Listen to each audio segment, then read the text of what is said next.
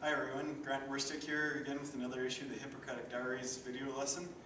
This is video lesson number 4, and we're going to be covering today dynamic warm-ups. And before I get into that, I'll just again do a little bit of a preamble into some of the business side of it.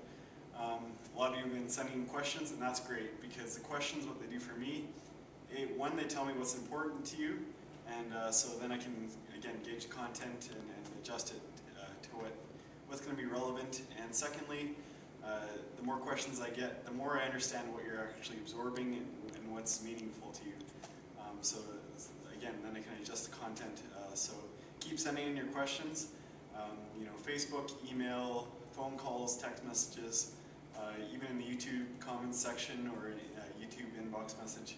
So no matter what way you're coming across this information, just feel free to pass on some feedback, and then I can keep sharing.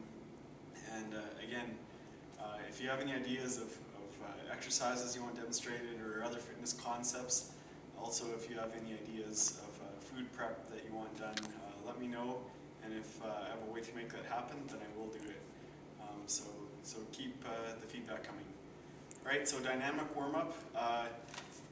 One of the biggest things, and I cover this in the written portion of the newsletter, one of the biggest misconceptions in the fitness industry is basically, just kind of this basic standard warm-up of walking on a treadmill or doing a light jog, or just kind of a standard 5-minute warm-up for everybody. And the problem with that is, number one, not everybody's body is the same, so people are going to need different kinds of warm-ups. And number two, the biggest thing is to do a treadmill warm-up or an elliptical or a stationary bike or just a light jog or any of those types of things. The problem with those activities is that you're only warmed up for that activity. Okay, your warm-up needs to be very broad, and it needs to cover all your joints. And secondly, it needs to get you warmed up for whatever activity you're actually planning on engaging in. And so because of that, we need to branch out our warm-up and spread it into something that's going to be a lot more practical and a lot more meaningful for whatever we're doing. The other thing with the warm-up is you'll constantly see a lot of people still doing static stretching for warm-up, okay? And the trouble with that comes in is that we're not actually raising our heart rate a lot with that. We're not really warming up our body. And two, we're actually leading ourselves to becoming more prone for injury if we're doing static stretching for warm-up. And the reason for that is, especially if you're going to do a lifting type workout or anything with a lot of explosive movements in it, comes in with what your muscle fibers and how they behave. Okay, so an elastic band, is it stronger when it's fully stretched out, or is it stronger when it's relaxed? Okay, I think you'll find this it's stronger when it's relaxed. And same thing with the strip of Velcro. Is the Velcro stronger if all the fibers are completely interlaced together, or if maybe only half the elastic or the Velcro is overlapping? Okay, and it's going to be stronger when all the fibers of the Velcro are overlapping. So it is with our muscles. Okay, our muscles are strongest when all the fibers are completely interlocking or completely interlaced. All right, so when you're stretching, what's actually happening is that you're slowly pulling the muscle fibers apart and elongating the muscle like this, and the muscle will stay in that elongated position for up to a few hours. So if we're stretching out our muscles before an activity, especially a strenuous lifting activity, okay, we're stretching out the muscle, now its integrity is compromised. It's not as strong as it normally is. And this is where injuries can happen, because now the muscle is going to be much more prone to tearing and snapping. All right? Versus if we engage in a dynamic warm-up where we're not actually creating that pulling apart motion, all right, but yet we're still getting a lot of blood flow to the joints and the muscles, we're still elevating the body temperature, get everything loose and ready to go, all right, that's going to leave us in a much better position to do some heavy work. All right, so that whole idea of static stretching to warm up, okay, again, we're leaving the muscles in a compromised position for quite a long period of time, versus if we just do some dynamic ballistic movements to get our body going. All right, so I have a list here of, again, this is kind of a general dynamic warm-up that will apply to most people most of the time.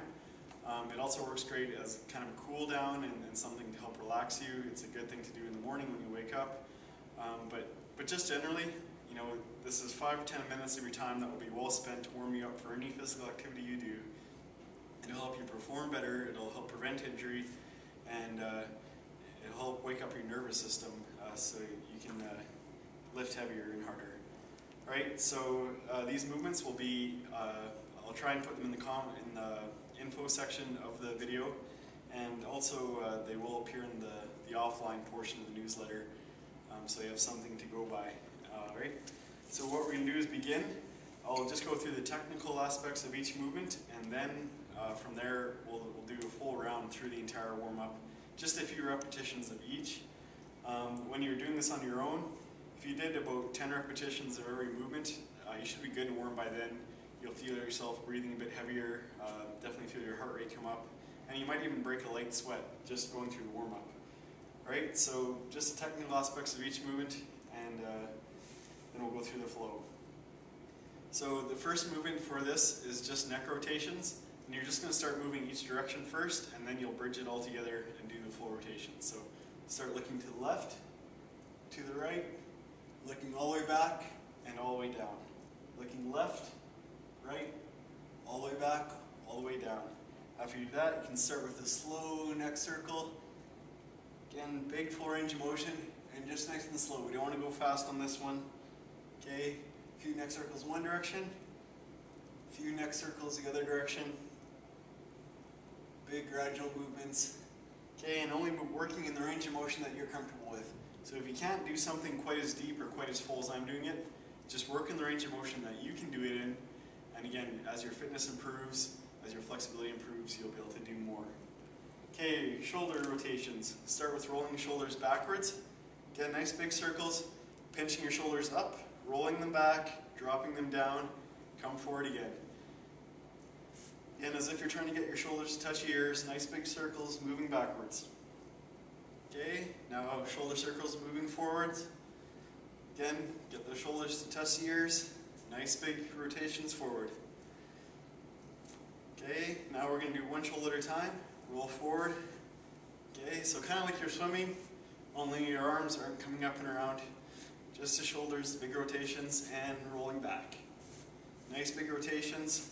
We want to try and keep the hips relatively square during this. Okay, you can have a bit of movement for accommodation, but you want almost all the movement to be coming from your shoulders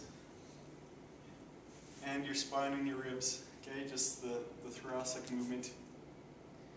Alright, now we've warmed those up. Hitchhikers. Starting with the thumbs straight out in front of you.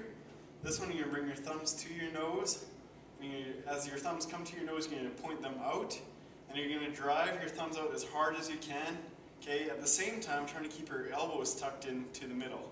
So you're going to feel a lot of tension generated all the way down your arm, up into your shoulder. Okay, and so drive the thumbs out, keep the elbows in. And as you consistently keep that tension going, okay, you don't want to relax your arms as you come through.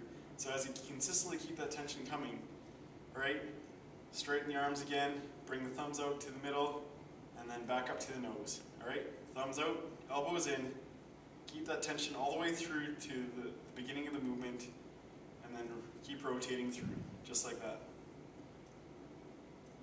Okay, next movement. Same idea, this time we're just going to be doing it in the other direction, and sometimes for this it helps if you lean forward just a bit. So arms straight out, and you're going to be driving the thumbs down and back, and again you should feel that spiral tension coming up through the shoulder. So thumbs down and back, come up and around, keep making big circles. The idea with this, from basically your shoulder to your elbow, is going to stay stationary, right? Not a lot of movement. It's going to be from the elbow down that's doing the big arm circle. Right? But you should be rotating tightly enough that you feel maximally stretched in this position, okay, and feel the tension all the way up your arm as you're doing the rotations. Okay, again, this is warming up the shoulders and the elbows. Alright, moving on. We have waist rotations. This one, just feet shoulder width apart, nice and simple, just light twisting at the waist. And again, you want to keep your hips decently square throughout this movement, okay? Your hips shouldn't be doing a ton of rotation because that's going to put some torque on our knees. So keep the hips decently square, just rotating from the lower spine upwards. Okay, and the arms can just flop around. You don't have to do any specific movement with them. They're just following the rotation of your waist. Okay, so now our upper body's almost completely warmed up. Just do a few arm circles to get even more out of the shoulders. So big arm circles moving forward. Big arm circles moving backwards.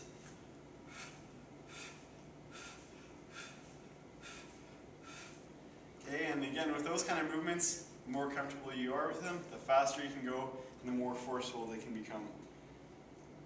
Alright, moving on with leg rotations now. So this one